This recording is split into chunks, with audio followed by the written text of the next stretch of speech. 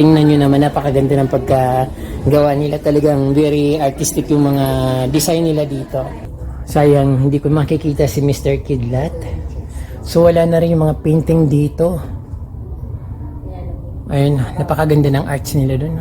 So, yung may-ari nito Kapramli is pambansang artist yata tawag doon. Pambansang artist si Kidlat. Yun, tawag natin Kidlat pero may pangalan po siya. Pero mamahalin yung Kapramli, may nakita ko man tag 25,000 din dati. Kanin to? Mahal din yan, pero ang gaganda ng ano nila, pang display.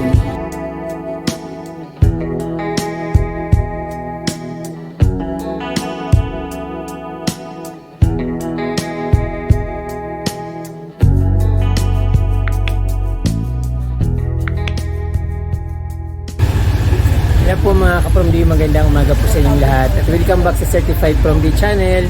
Ngayon po nandito ako sa Baguio City, malapit lang sa Station Road. Kung nandito po kayo sa Baguio City or balak yung pumunta dito sa Assumption Road and Station Road, so across Station Road, so pupunta tayo dito sa Ililikha Village kung saan mga artist yung mga likha ng artist yung makikita dito. So ngayon ka-From D, napakaraming tao dito kaya gusto ko rin ipakita sa inyo. Actually twice na akong pumunta dito, kaya lang yung una kong vlog dito ay na-delete dahil nasira yung camera ko, din pinagawa ko yung na-delete lahat yung laman ng aking camera. So ngayon nandito ulit ako at hindi ko to palalampasin kasi sayang. So dahil nandito na rin naman ako, ipapakita ko yung Ililikha Village dito sa mga artist village. Ayun. So, Artist Village House, Ililikha Village. So, isa lang po yun. So, tara ka-From D, pasyal ko po sa loob ng Ililikha Village dito sa Assumption Road across Station Road dito sa Baguio City. So, ito ka-From D, Ililikha Artist Watering Hall. So, ang mga nakikita dito yung mga parang mga gawa ng mga artist na hindi natin nakikita kung saan lang. So dito para exclusive sila dito sa lugar na ito. Kaya napakagandang pasyalan nito. Pag pupunta kayo ng Baguio City, so try to discover the Ililikha Village. So pasok po tayo dito sa Ililikha Village at tingnan natin kung anong mga likha dito. So ayan na. Segundo Leader Works. Nung first time kong pumunta dito ka-From D, nakausap ko yung mismong may-ari nung Ililikha Village, si Mr. Kidlat, or tawagin natin sa tawag nila doon ay Mr. Kidlat. So ngayon, hindi ko alam kung makikita siya ngayon, but gusto kong ipasyal kayo dito sa araw na ito dahil sayang nung time ko dahil nandito na rin naman ako. So tara, let's go!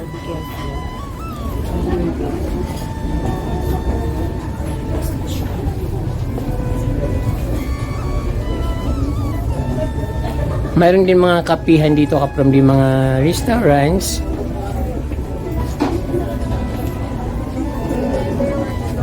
Ayan, mga artworks, woodworks, art craft.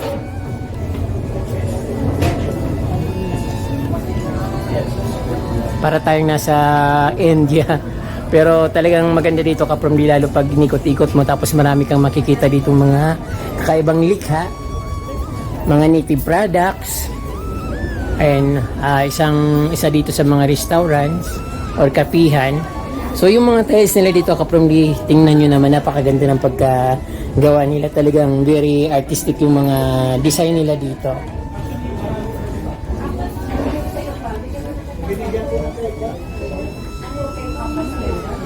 So ayan, hanggang doon sa dulo. Tapos mamaya akit tayo kasi malaki itong Likha Village na ito or Ililikha Village. So ngayon maraming tao kasi medyo hapon na. Dapat kung gusto mong medyo mas kukunti yung mga tao, dapat mas maaga kang pupunta dito. That time may nag-ano sa akin dito, may nag-assess, kaya lang ngayon na-delete yung mga vlog ko dito.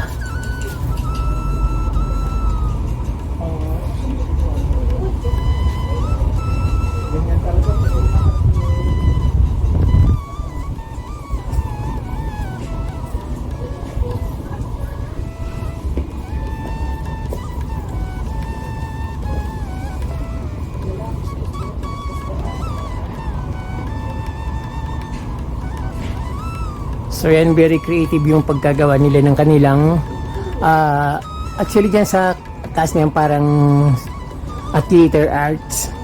So diyan sila nagpe-play. At kung meron silang ano yung mga parang program, nandiyan sila sa taas sa loob ng parang coliseum na yan. So stage po yung nasa taas niyan. So tapos dito yung parang pinaka-exit nila or entrance ng mga manlilikha. So ayan po.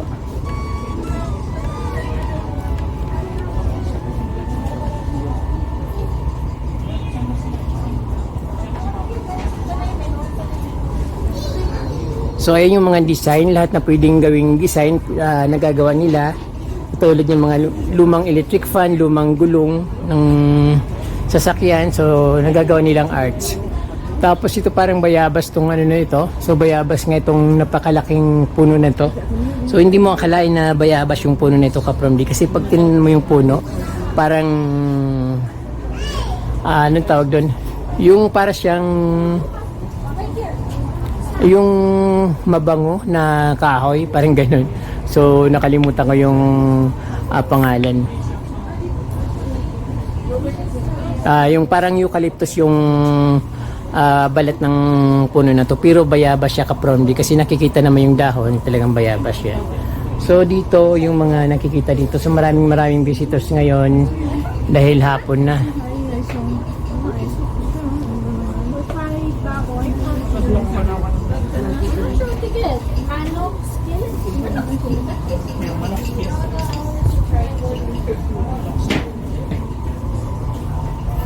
Puntahan natin sa taas, tingnan natin. At syempre nakita ko na ito, kaya lang gusto kong ipakita sa inyo kung anong nasa taas.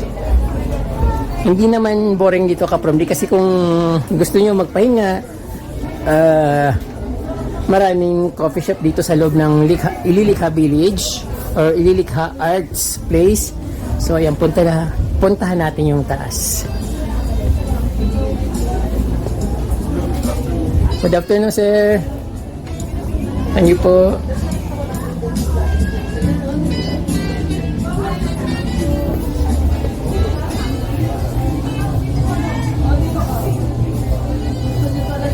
So ito, Kapromdi, yung pinaka-theater nila dito sa Ililikha. So kaya lang hindi pwedeng magsalita dito pag maingay, kasi sometimes meron silang palabas dito. So kailangan maging tahimik lang.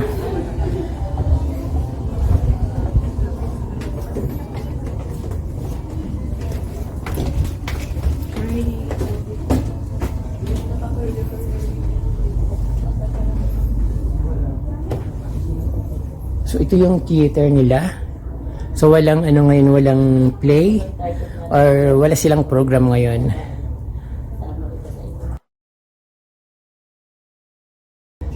So wala na rin yung mga painting dito. Ayun, napakaganda ng arts nila dun. Ayun sa taas, para mga ugat ng kahoy. Tapos yan yung kanilang silver screen. Ayun. Ang ganda.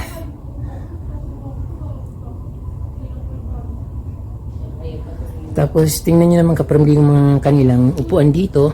Yung parang mga artworks or woodcraft.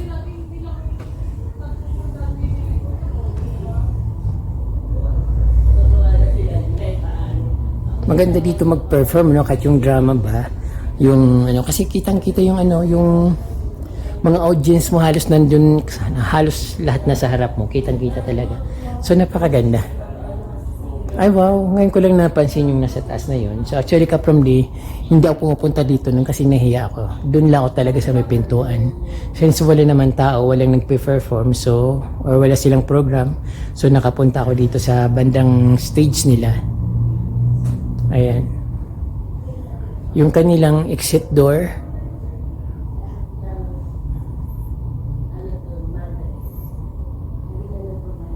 Ay, mga upuan dito, talagang artistic yung may gawa talaga nito.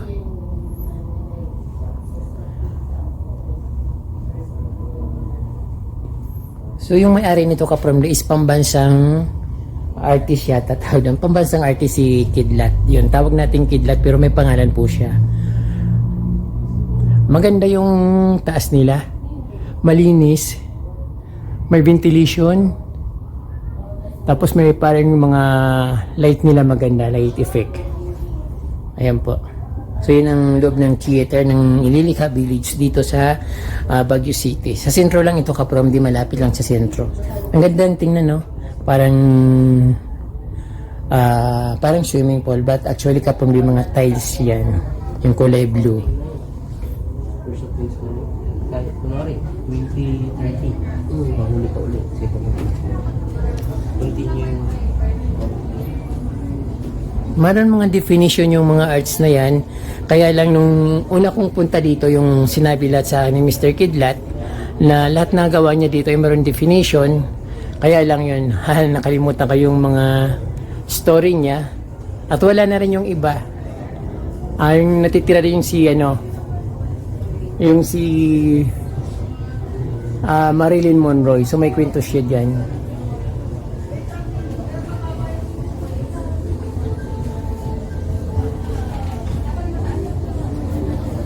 So punta tayo doon kapag sa kabila.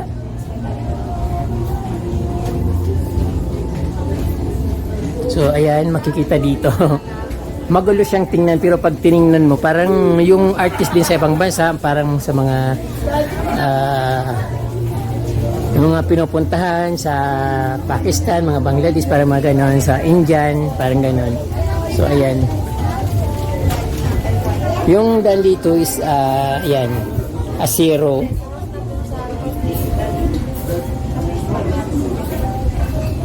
Tingnan na natin dito sa taas. Ano kaya nila? Kitchen siya. No entry. Copper Potion Kitchen only. So ayan, kitchen lang pala ito, kaprom di. Pero lahat na dito, lahat na makikita ay artistic. So ayan.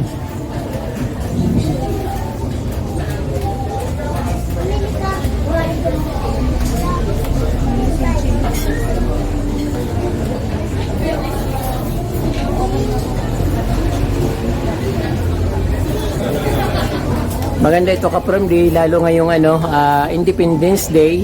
So kapansin-pansin na watawat siya ng Pilipinas, kaprom di.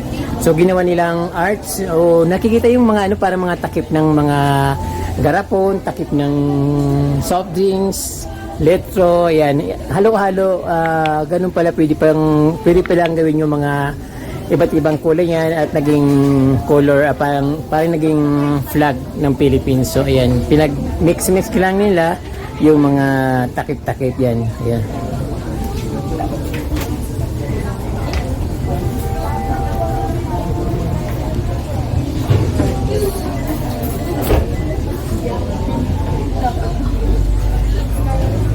Ayan, mga bote ng iba't ibang bote ng soft drinks, bote ng beer.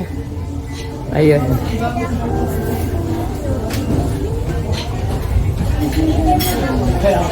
Kuweba.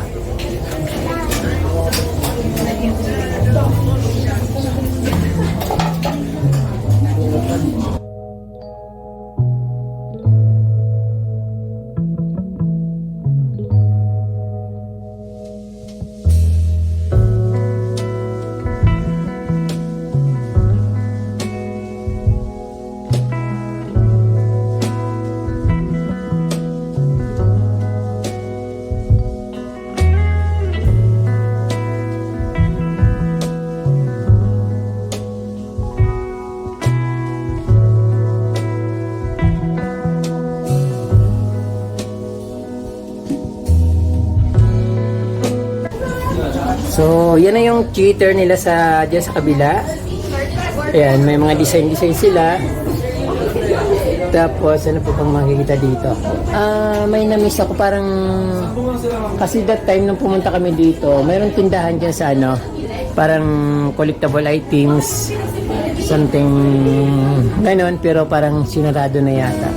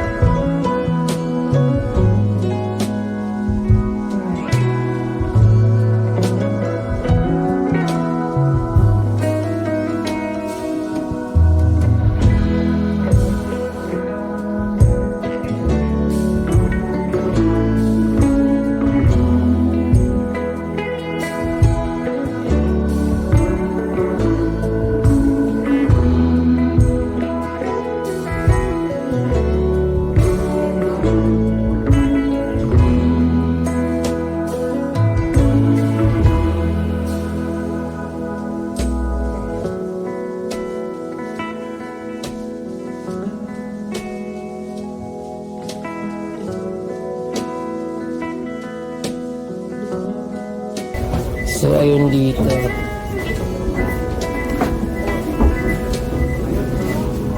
Ang ganda ng colorful masyado kung kanilang stairs. So, maganda siyang tingnan.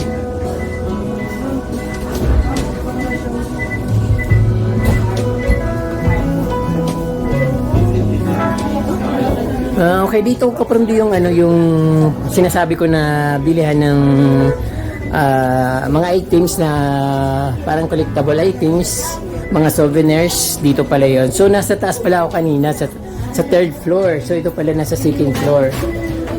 Ayun.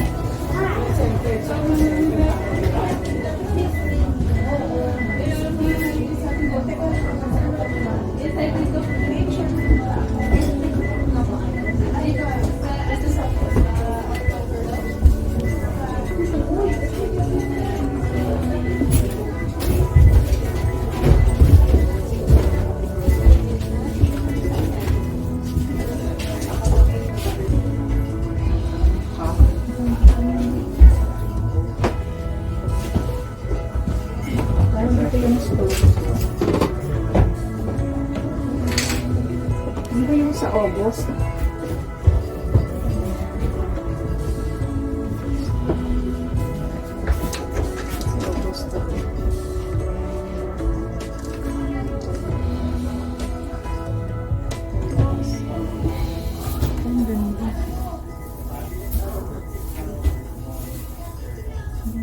Tapos alam ko ba kasi Pasukin natin ito kapromdi kung ano nakikita dito. Both. This one is a lemon corn from a lemon tree. If you're familiar with the horn of a lemon. And I use the two stick with kamagong, which is a hardwood of the Philippines, kamagong. Okay. How does this feel as he's doing this? Feels good? Is it painful? You will try next Saturday. I'll try next. I might be screaming.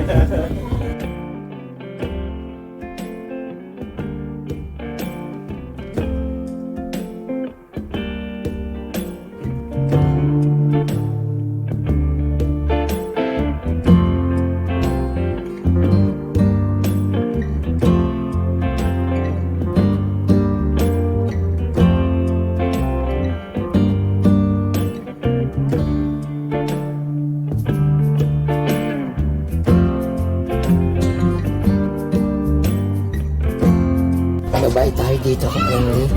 Medyo masikip yung hagdan dito pero okay lang naman. May hawakan siya. May railing naman siya. Trailing. Dito sa pinakababa. So maganda yung ano dito, mga views, scenic. Medyo pinawisan ako dito.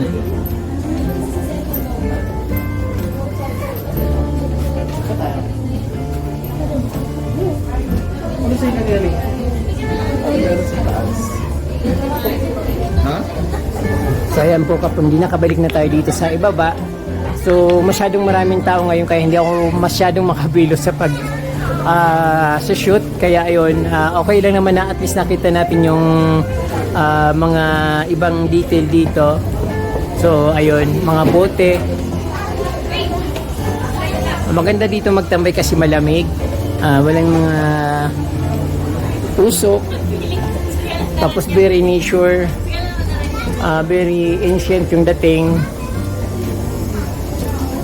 Ayan. Mayroon din tindahan ng mga bag dito sa bandang taas.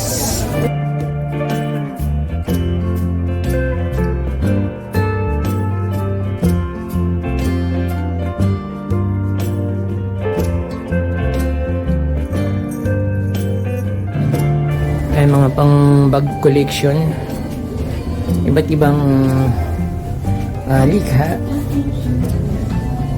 May mga wallets. Pero mamahalin yung kapromdi. May nakita ko man tagto 25,000 din dati. Paano ito? Mahal din yan. Pero ang gaganda ng ano nila, pang display.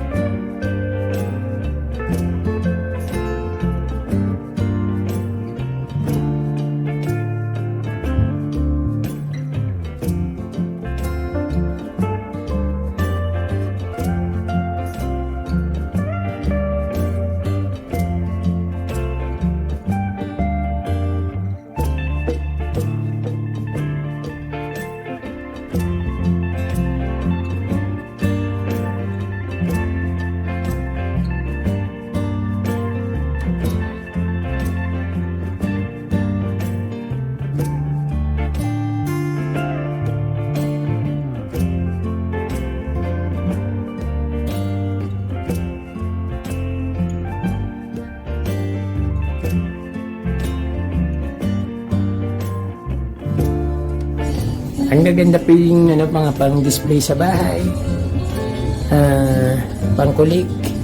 Collection.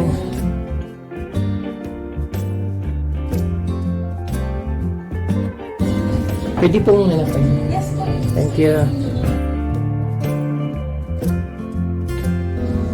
Mayroon 200 na mga bracelet, mga bulolo, iba 120, may 150, may 100. So 80 pesos. Kung gusto nyong mga pangpasalubong, so pwede kayo pumunta dito para mayroon kayong pangpasalubong sa mga nag-aantay sa inyo. Ayan.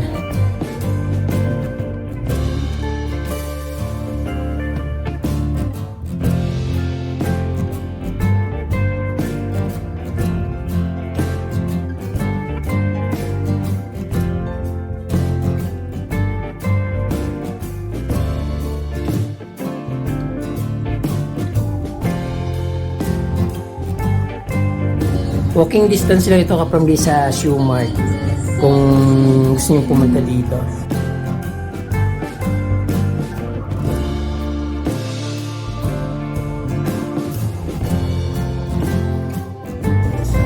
Ayun, nawala na yung mga tatambay dito. So okay, bilong-bilo ko dito ngayon. Ayun, ang ganda.